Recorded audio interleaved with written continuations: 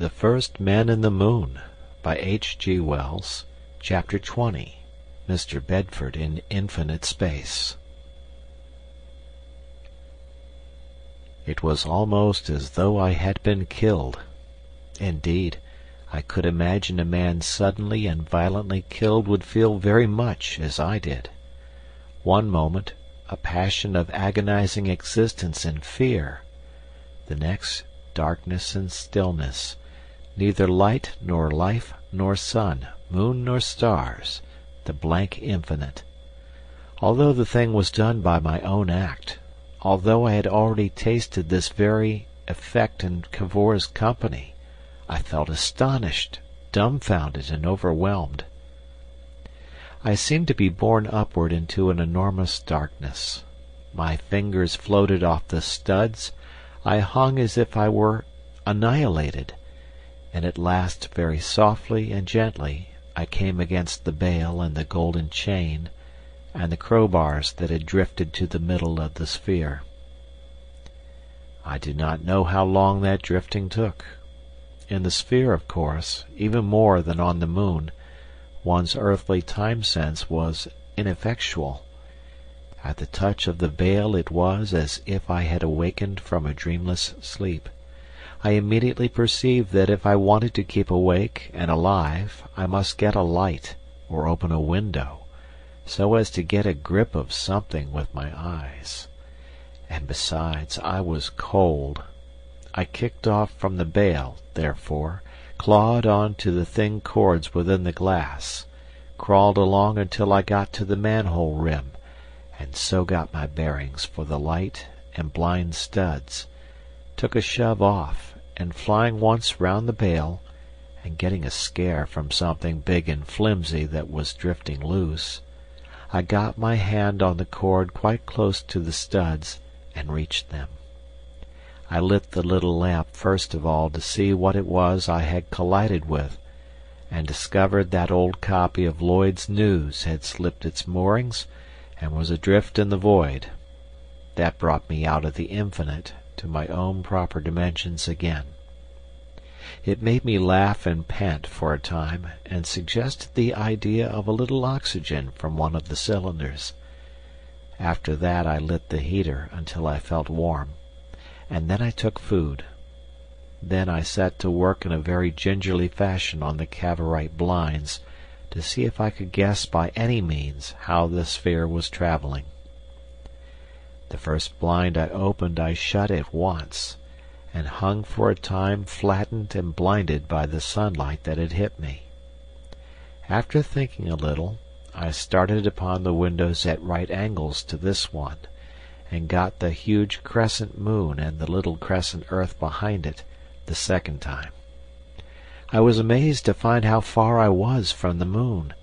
I had reckoned that not only should I have little or none of the kick-off that the earth's atmosphere had given us at our start, but that the tangential fly-off of the moon's spin would be at least 28 times less than the earth's.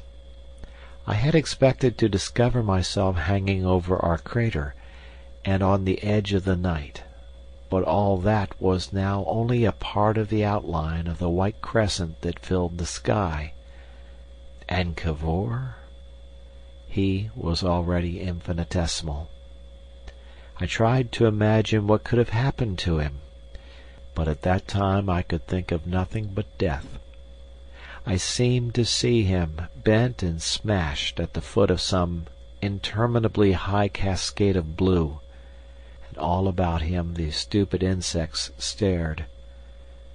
Under the inspiring touch of the drifting newspaper I became practical again for a while. It was quite clear to me that what I had to do was to get back to earth, but as far as I could see I was drifting away from it. Whatever had happened to Cavor, even if he was still alive, which seemed to me incredible after that blood-stained scrap, I was powerless to help him. There he was, living or dead, behind the mantle of that rayless night, and there he must remain at least until I could summon our fellow men to his assistance.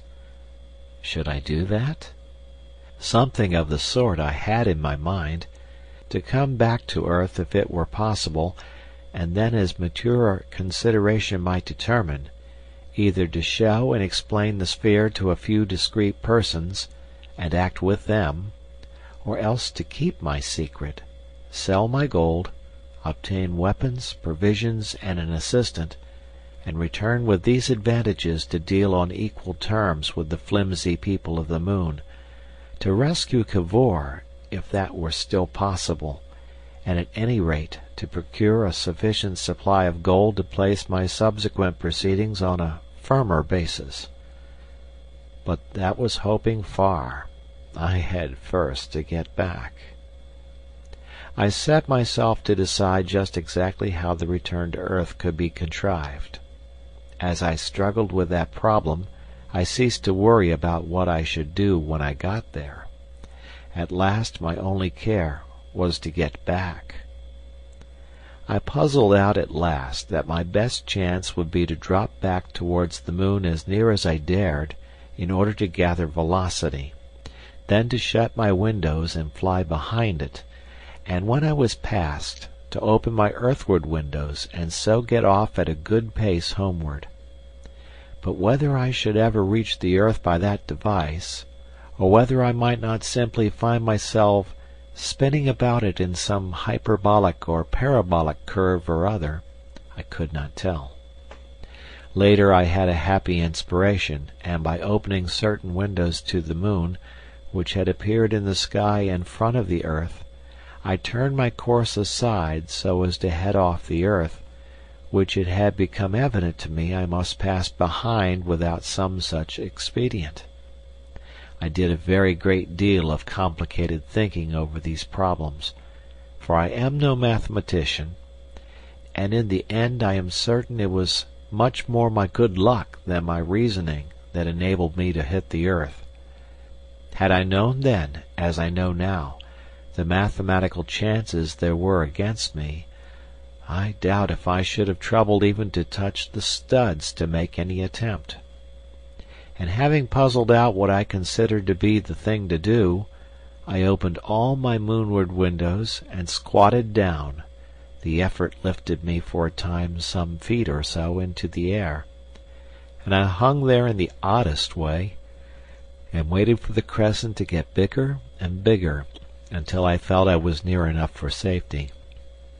Then I would shut the windows, fly past the moon with the velocity I had got from it, if I did not smash upon it, and so go on towards the earth. And that is what I did. At last I felt my moonward start was sufficient. I shut out the sight of the moon from my eyes, and in a state of mind that was, I now recall, incredibly free from anxiety or any distressful quality, I sat down to begin a vigil in that little speck of matter in infinite space that would last until I should strike the earth. The heater had made the sphere tolerably warm, and the air had been refreshed by the oxygen, and except for that faint congestion of the head that was always with me while I was away from the earth, I felt entire physical comfort. I had extinguished the light again, lest it should fail me in the end. I was in darkness, save for the earth-shine and the glitter of the stars below me. Everything was so absolutely silent and still that I might indeed have been the only being in the universe. And yet, strangely enough, I had no more feeling of loneliness or fear than if I had been lying in bed on earth. Now, this seems all the stranger to me, since during my last hours in that crater of the moon, the sense of my utter loneliness had been an agony. Incredible as it will seem, this interval of time that I spent in space has no sort of proportion to any other interval of time in my life. Sometimes it seemed as though I sat through immeasurable eternities like some god upon a lotus leaf, and again as though there was a momentary pause as I leaped from moon to earth. In truth, it was altogether some weeks of earthly time. But I had done with care and anxiety, hunger or fear, for that space.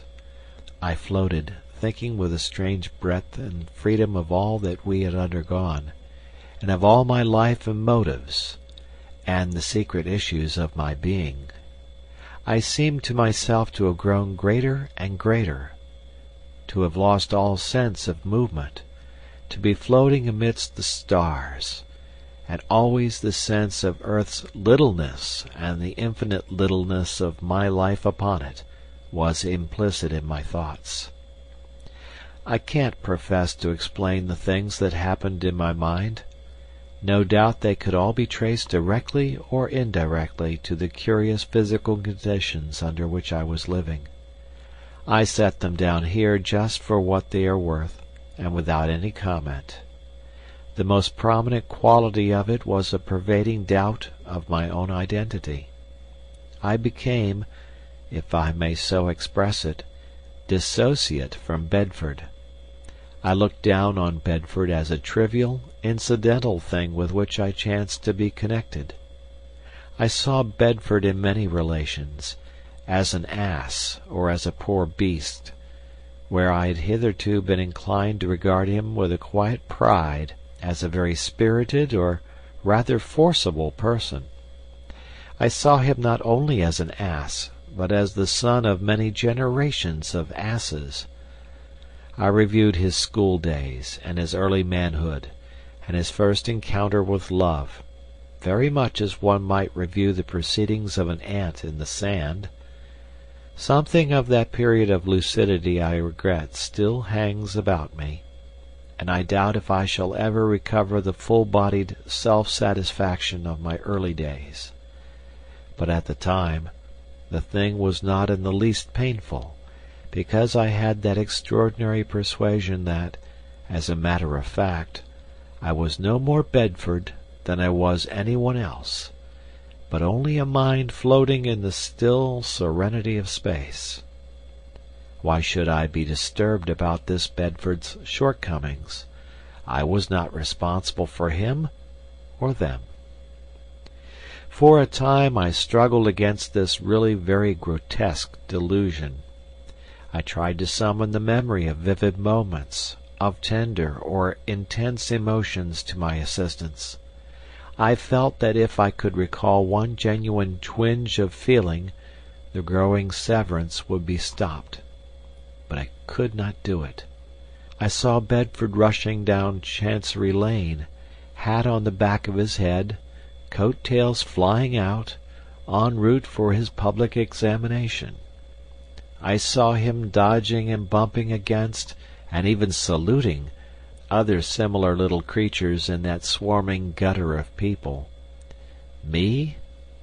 I saw Bedford that same evening in the sitting-room of a certain lady, and his hat was on the table beside him, and it wanted brushing badly, and he was in tears.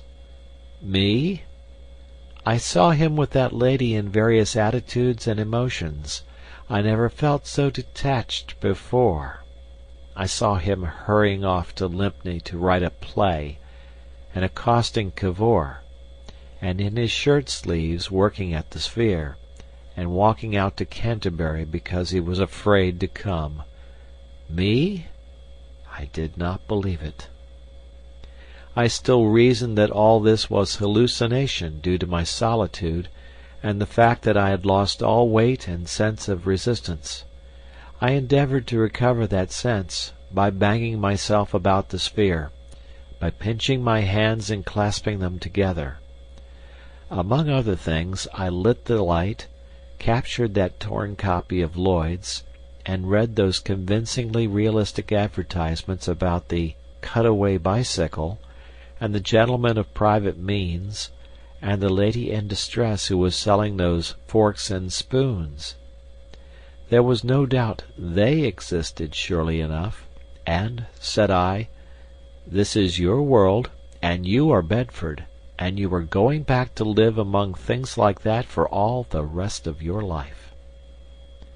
But the doubts within me could still argue, it is not you that is reading, it is Bedford, but you are not Bedford, you know. That's just where the mistake comes in. "Confound it!" I cried.